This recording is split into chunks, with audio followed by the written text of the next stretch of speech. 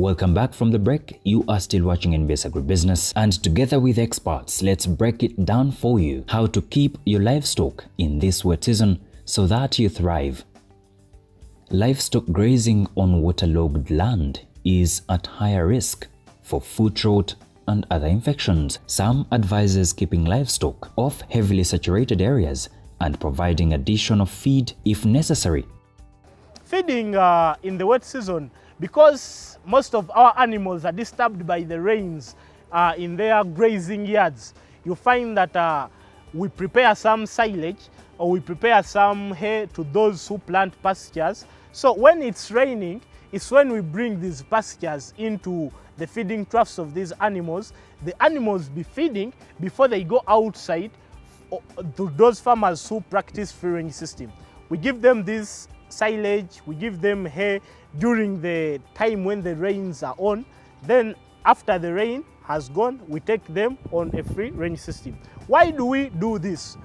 We should keep our animals always feeding if we want to maintain their muscular abilities, because it's what the animal feeds on that it will turn into muscles. If it feeds less, it will have less muscles. If it feeds much, it will have bigger muscles. Wet season grass can be lower in nutritional value than dry season grass, so farmers need to monitor livestock health closely. Providing mineral leaks and supplementing diets with high-quality hay can make up for any nutritional gaps. While the wet season can be demanding, it's also the perfect time to prepare for the dry season ahead. This is the time to think about forage. Some emphasizes. Farmers can preserve pastures into two ways. Farmers can preserve pasture in a silage form, and farmers can also preserve pasture as hay.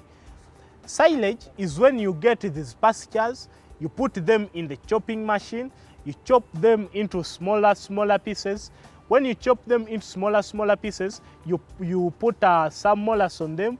This molasses acts as a preservative, and also because of its sweetness, it also increases on the palatability of these pastures when you're feeding it to the animal. So you put some little molasses, you compact them together, you exclude air out of these pastures, you preserve them, you don't allow air and water to enter into these pastures. That's how we make silage.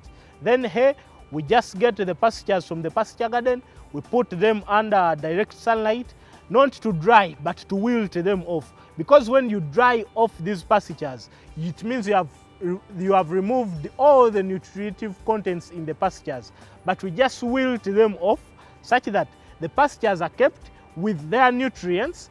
And again, wilting also helps us that these pastures cannot form what we call molds when they are kept in the base.